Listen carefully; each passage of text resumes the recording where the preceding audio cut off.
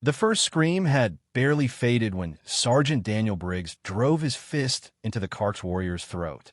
The reptilian slaver gurgled, clawing at its crushed windpipe, its scaled hide rippling in agony. It staggered back, eyes wide with disbelief. Humans weren't supposed to fight like this. Not without weapons, not against warriors twice their size. And yet, here was one, bloodied and grinning, standing between them and their prize. Behind Briggs, 4 alien cubs huddled together, their small, feline frames trembling. Their fur, normally a soft gold, was streaked with the blood of their parents. Their wide, luminous eyes locked onto him, their last and only shield against the towering Kark's warriors who had slaughtered their family. Briggs wiped the blood from his knuckles. "All right," he muttered, flexing his fingers. "Who's next?" A hiss rippled through the Kark's ranks. Their leader, a brute nearly 7 feet tall, stepped forward. His thick, scaled arms flexed around the hilt of a cruel, curved blade. His yellow eyes glowed in the dim light of Juvo 3's fading twin suns. "This is not your fight, human," the leader growled. His voice was like gravel scraping over steel. "Leave now, and we will forget this offense." Briggs exhaled sharply. He should have walked away the moment he saw the Karks unloading their weapons on the friend villagers. He should have stuck to protocol, stayed out of it. But the moment he saw those cubs, small, defenseless, their mother's lifeless body sprawled before them, something in him snapped. A sickening crunch pulled him from his thoughts.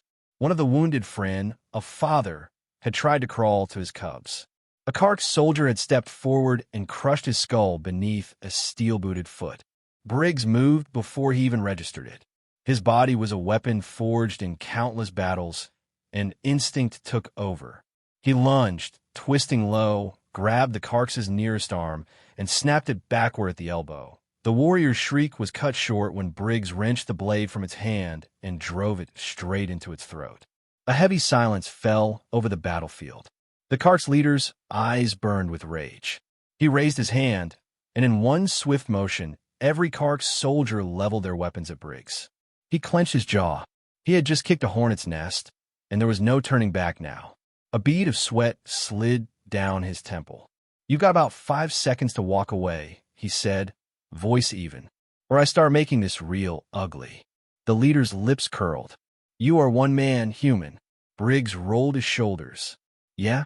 Well, one man is all it takes." The Karks opened fire. Briggs dove, rolling behind a fallen Kark's body as plasma rounds seared the air above him. He grabbed the dead warrior's rifle, barely sparing a second to check its charge before swinging it up and returning fire. A Kark's fell, its chest exploding in a mess of burning flesh. Another took a shot to the leg and crumpled with a howl. He moved fast, weaving through the chaos, using the battlefield to his advantage. The Karks relied on brute force, on fear. Briggs? He relied on being faster, smarter, and a hell of a lot angrier. A blast singed past his ear, close enough that he smelled burning hair. He turned, rifle up, but a Karks was already on him. The brute tackled him hard, the impact slamming the breath from his lungs. They hit the ground, rolling, the Karks' claws digging into his side.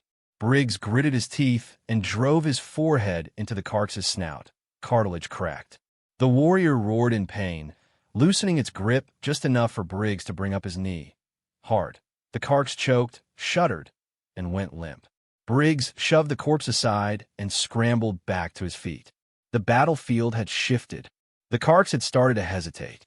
He could see it in the way their grips tightened on their weapons, the way their eyes flickered toward their leader for reassurance. They had expected an easy massacre. Instead, they got hell in human form. Briggs smirked, spitting blood. "Come on, you scaly bastards," he muttered, lifting his rifle again. "I got time." A sharp whimper made him turn. The cubs. They had pressed themselves against the base of a broken column, their tiny bodies quaking. One of them, smaller than the others, had its face buried in its paws, making a soft, pitiful, keening sound. Briggs' chest tightened. A Kark's warrior stepped toward them. Briggs' stomach dropped. The Karks wasn't looking at him anymore. It was looking at the cubs, and it raised its rifle. Briggs moved. He barely remembered the charge, only the raw force of it. 1 second, the Karks had been standing, aiming its rifle at the cubs. The next, Briggs had tackled it to the ground, fists slamming into its skull. He saw nothing but red. He didn't stop. Not when the Karks' jaw shattered beneath his knuckles. Not when its skull caved in. Not when his own hands were slick with its blood. Somewhere distant, a voice was screaming. It took him a second to realize it was his own. When he finally stopped, his breath was ragged, his vision swimming. The battlefield was silent. The Karks stared at him, not in rage, not in defiance, in fear. Briggs slowly stood, his chest rising and falling with deep, labored breaths. One of the Kark soldiers took an unconscious step backward. Briggs lifted his rifle again, his voice quiet. "Steady. Leave." The Kark's leader's nostrils flared. His jaw clenched, but he didn't speak. A tense moment passed. Then, with a sharp, guttural snarl, he turned and barked a command. The Kark's forces retreated. Briggs watched them go, his grip on the rifle tightening, his adrenaline still roaring through his veins. The moment they were gone, his body sagged. He turned, scanning the battlefield, the corpses, the burning wreckage, and the cubs still watching him. He took a slow step toward them. The largest of the four, the only one who hadn't cowered, stared up at him with unblinking golden eyes. Briggs knelt. The cub hesitated, then took a trembling step forward. Its small paw touched his knee. Briggs exhaled. Something inside him shifted. He wasn't supposed to be here. He wasn't supposed to get involved. But there was no undoing it now. So instead, he reached out, gently placed a hand on the cub's head, and muttered, voice low, "You're safe now." The cub made a soft noise, pressing closer. Briggs looked up at the darkening sky. And somewhere, deep in the galaxy, war had just been rewritten. Briggs barely had time to register the silence before the Karks came back. It started with a low, guttural snarl from the ridge above. Then, the unmistakable clank-clank-clank of armored boots. More of them, bigger. He turned, muscles screaming in protest, and saw them cresting the ruined slope. Asterisk, asterisk, a second wave. Asterisk, asterisk. 10, no, 12 warriors, their armor heavier than the first groups, their eyes gleaming in the dim light. One step forward, massive even by Kark standards. A commander, judging by the scar carved across his snout. Vierock. Briggs had heard the name before. The kind of bastard that made other Karks nervous. He carried a plasma axe big enough to carve through a human in one swing, and judging by the dozens of notches along its hilt, he had done exactly that. Vierock tilted his head, studying the bodies littering the ground. Then he looked at Briggs. His lips curled back, revealing jagged teeth. "You cost me good warriors, human." Briggs spat blood onto the dirt. "They weren't that good." Vierock rumbled a laugh. "You think you scare us?" He stepped forward, slow and deliberate. "We have burned entire colonies. We have broken species older and greater than yours. And you are nothing but soft flesh wrapped in arrogance." Briggs exhaled, rolling his shoulders. He was exhausted, bleeding, running on fumes. But exhaustion didn't matter. The cubs behind him mattered. "Then come break me," he said. Vierock smiled. The Karks charged. Briggs moved. The rifle came up, barking plasma fire. One Karks dropped, a hole punched clean through its chest. Another staggered, clutching a smoking wound in its thigh. Then they were too close for guns. A blade swiped. Briggs twisted away, letting it hiss past his ribs. He slammed his rifle stock into the attacker's snout, sending the Karks reeling. But another was already on him, claws raking for his throat. Briggs ducked, grabbed its wrist, and yanked. The Karks' own momentum sent it tumbling into a broken column, snapping its neck on impact. 2 down, 10 to go. Pain exploded through his ribs as something heavy smashed into his side. His vision blurred. He hit the ground hard, gasping. A Karks loomed over him, raising a serrated blade. Briggs grabbed a fistful of dirt and blood and threw it into the warrior's eyes. The Karks bellowed, stumbling back, and Briggs kicked out, sending the bastard sprawling. A shadow fell over him. Vierock. The commander swung. Briggs barely managed to roll before the plasma axe buried itself in the dirt where his head had been. Heat seared his arm, close enough to blister. He scrambled to his feet, chest heaving. V.A. Rock watched him, calm, unfazed. "You fight well," the Kark said. He pulled his axe free from the ground, taking his time. "But you bleed." Briggs' fingers tightened around his stolen rifle. He was outnumbered, battered, running out of tricks. His only advantage was that the Kark still thought he had limits. They were wrong. He took a slow step forward, tilting his head. "You ever fought a human before, V.A. Rock?" The Kark's commander sneered. "I have killed many." "Sure." Briggs licked blood from his lips, smirking. "But have you fought one?" He charged. V.A. Rock's eyes widened, just for a second. But it was enough. Briggs closed the gap before the axe could swing, barreling into the Kark's midsection. The impact sent them both crashing through a ruined wall. V.A. Rock roared, trying to bring the axe down, but Briggs trapped the weapon's handle between their bodies. He drove an elbow into V.A. Rock's jaw. Once, twice, then slammed his head forward. The sickening crack of a shattered nose echoed through the ruins. V.A. Rock staggered. Briggs didn't stop. He grabbed the Kark's wrist and twisted. A snap, a howl of pain, the axe falling from useless fingers.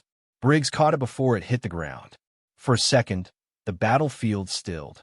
The other Karks froze, watching. Briggs adjusted his grip on the axe, breathing hard. He looked at V.A. Rock, still dazed, cradling his broken wrist. Then he swung. The axe sank deep into V.A. Rock's shoulder, splitting flesh and cracking bone. The Kark's commander screamed, staggering back, clawing at the weapon buried in him. Briggs let go, watching the once mighty warrior crumble to his knees. Something flickered in the eyes of the remaining Karks. Doubt. Briggs wiped sweat from his brow and gave them a bloody grin. "Anyone else?" They hesitated. Then, a retreat, One by one, the Karks turned, dragging their wounded and their pride, vanishing into the ruins. Briggs stood still until the last one disappeared. Only then did he allow himself to sag, breath coming in ragged gasps. The cubs hadn't moved. They were still huddled together, wide-eyed, staring at him.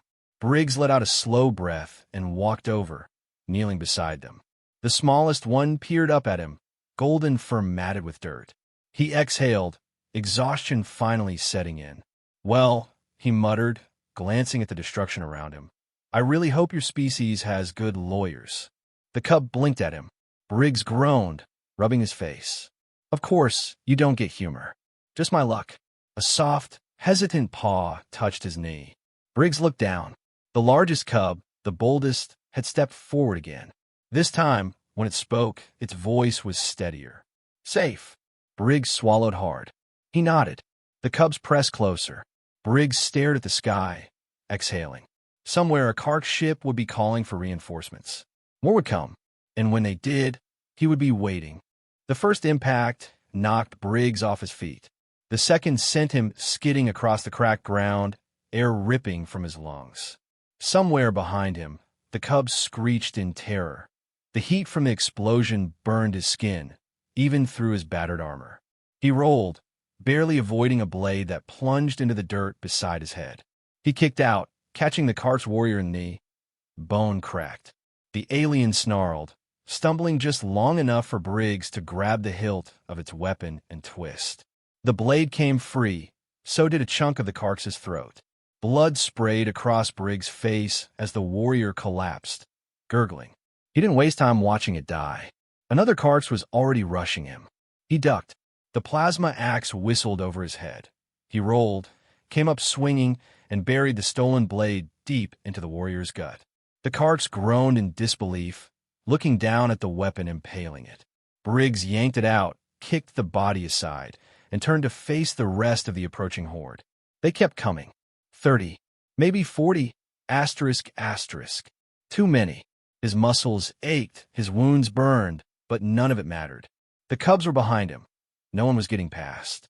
The Kark's officer, the one leading the attack, watched from the ridge. His red eyes glowed like dying embers.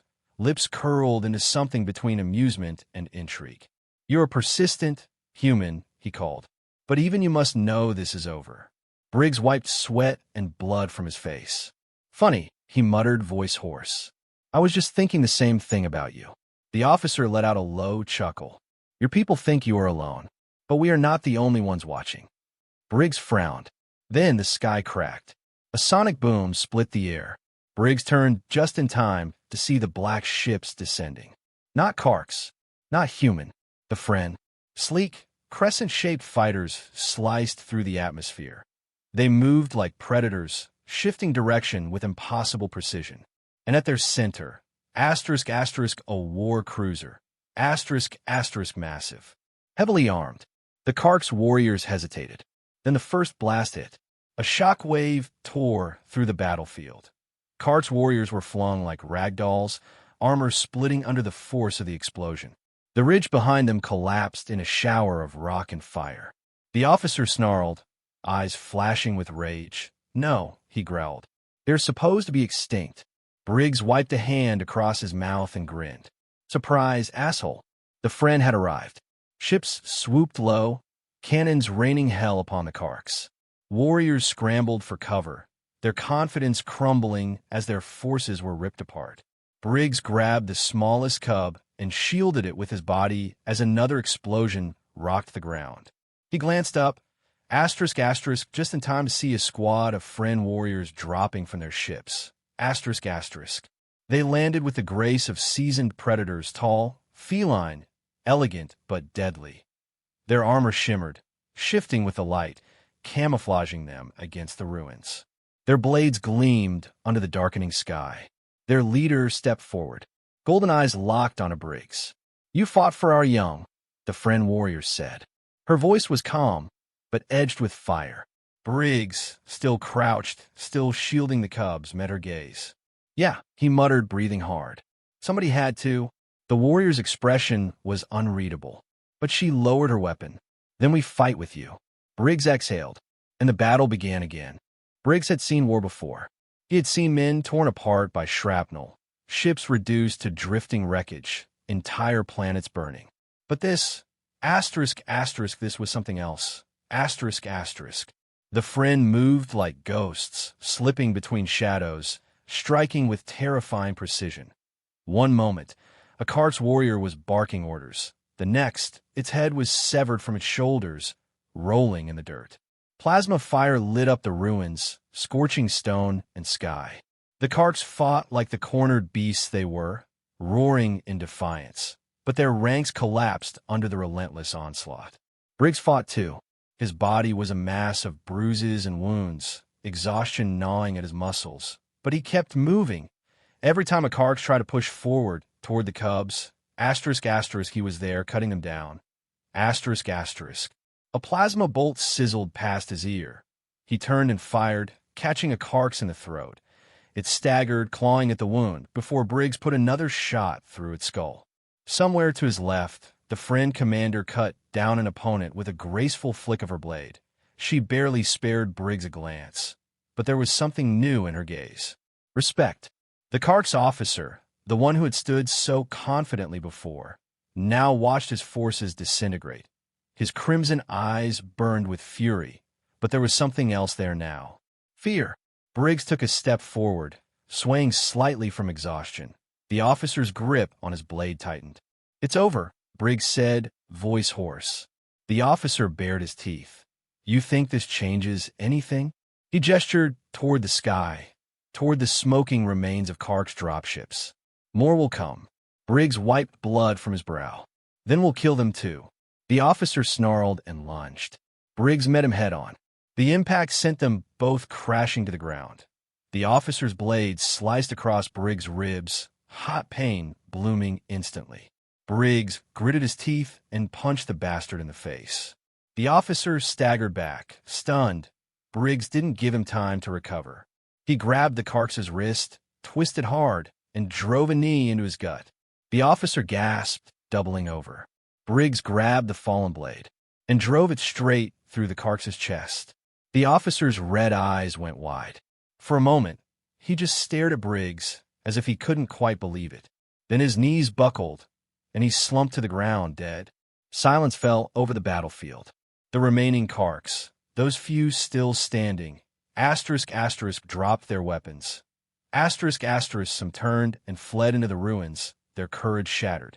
Briggs exhaled. Finally, it was over. He turned back to the cubs. They were still huddled together, wide-eyed, but something had changed. The fear was gone. Slowly, the largest one stepped forward. It placed a small, clawed hand against Briggs' chest. "Safe," it said. Briggs swallowed hard. He looked around at the bodies, at the friend warriors watching him, at the sky still streaked with smoke. He had come to this planet a stranger, a soldier without a war. Now, he wasn't sure what he was. But as the cubs pressed close to him, as the friend commander nodded in silent acknowledgement, as the battlefield settled into uneasy stillness, he realized one thing. This wasn't the end. It was the beginning.